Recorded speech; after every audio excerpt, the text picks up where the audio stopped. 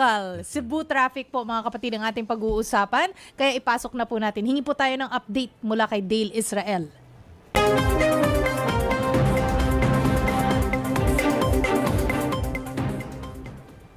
May hapon, Dale. Vicky, Manny at Mase.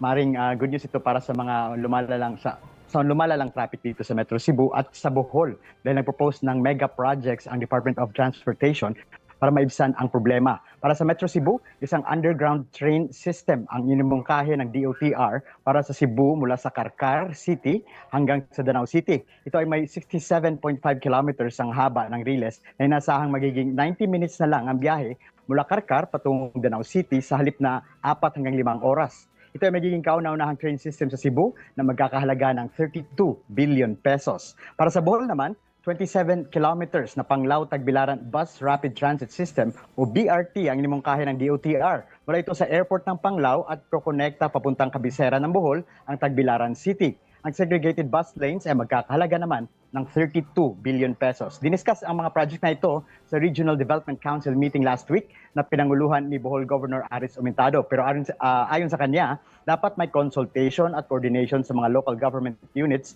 dahil baka magkakaproblema ito kagaya ng nangyari sa Cebu BRT. Wala pang statement si Governor Gwen Garcia ng Cebu ukol sa project na ito. Ang feasibility studies at construction ay sisimulan sa 2026. Ang budget ng proyektong ito ay sinasabing isasali sa 2026 National Appropriation.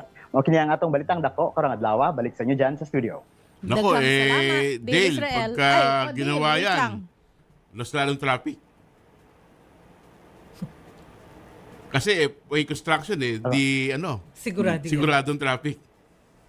Siguradong 2026 yung sisimulan yung construction, tapos maghukay pa sila. So, posibleng ganun, Mas traffic.